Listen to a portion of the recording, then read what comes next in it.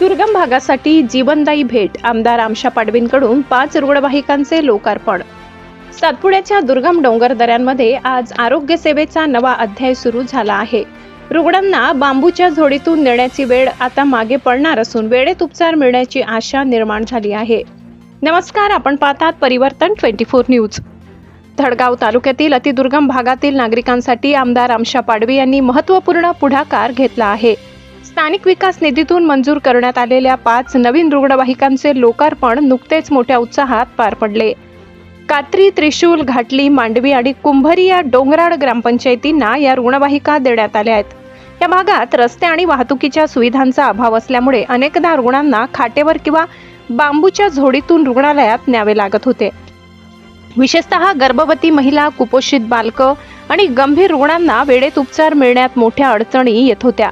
आता मात्र या नवीन रुग्णवाहिकांमुळे गोल्डन आवर्स मध्ये रुग्णांना दवाखान्यात पोहोचविणे शक्य होणार आहे। यसवी ठकार विद्यालयाच्या प्रांगणात हा लोकार्पण सोहळा पार पडला। स्थानिक आदिवासी बांधवांनी या उपक्रमाचे स्वागत करत आमदार पाडवी यांचे आभार मानले। दुर्गम भागातील आरोग्य व्यवस्था सक्षम करण्यासाठी उचललेले हे पाऊल निश्चितच अनेकांसाठी जीवनदायी ठरणार आहे। अशा ताज्या व विश्वासार्ह बातम्या पाहण्यासाठी परिवर्तन 24 न्यूजला लाईक, शेअर व सबस्क्राइब करा। आपण आमदार निधीतून देतो आहे, त्याच्यात खास करून धडगावमध्ये आपण आज 5 गाड्यांच्या आपण लोकार्पण केलं आहे।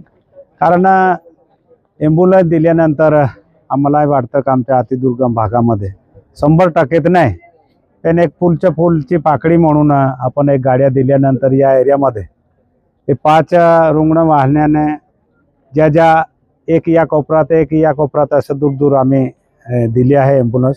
याच्याने खास करून आमच्या जे कुपोषण असेल, गरोदर माता असेल किंवा अर्जंट ॲक्सिडेंट झालं किंवा सपोर्ट झालं, पावसामध्ये फार त्रास असतो आणि म्हणून आम्ही विचार केला का आपण आरोग्याचे ॲम्ब्युलन्स आहे पण आमदार निधीतून द्यायला पाहिजे, म्हणून मागे सुद्धा मी 5 ॲम्ब्युलन्स दिल्या होत्या आणि आता 13 आपण आणले आहे, जेणेकरून आरोग्य